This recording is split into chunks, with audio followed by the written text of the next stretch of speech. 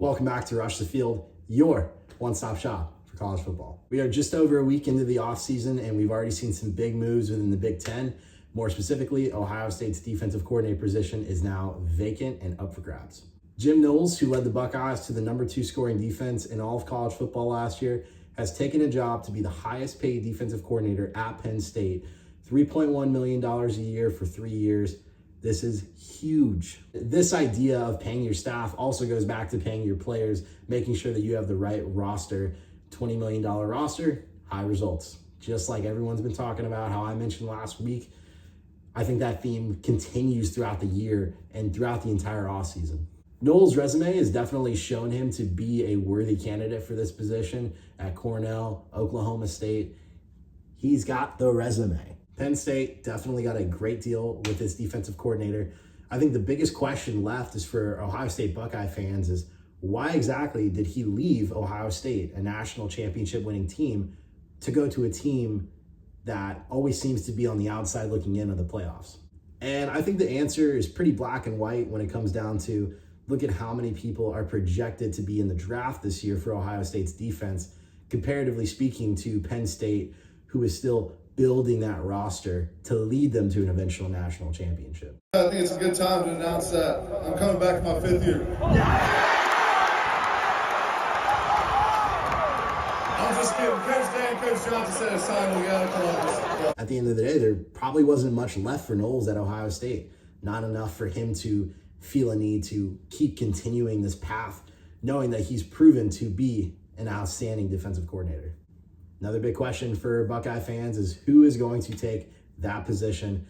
Internal hire, external hire? Who are we looking at? What kind of candidates do we expect? The safeties coach for Ohio State, Matt Guerrieri, has been on the chopping block for this position since the talk about Knowles leaving Ohio State even started. So he's someone that you can look out for as an internal hire, but I really do believe that Ohio State is going to take that mold of finding that $20 million roster, and they're going to externally hire somebody to fill that position. And a couple big NFL names.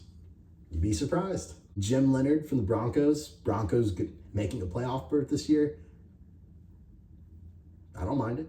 Randy Bates, Pittsburgh Steelers defensive coordinator. Again, another great hire. And then Jared Mayo was in the discussion, Patriots head coach. I'm not so sure that they'll lean that way, but it is definitely an option. If we're keeping the college topic on discussion, Mike Tressel, another big topic of discussion, leading his team, Wisconsin, to be a top 50 defense in the nation. Yeah, it's not bad. And also Iowa State's defensive coordinator. Again, another stacked defensive front, great defense, top 50 in the nation.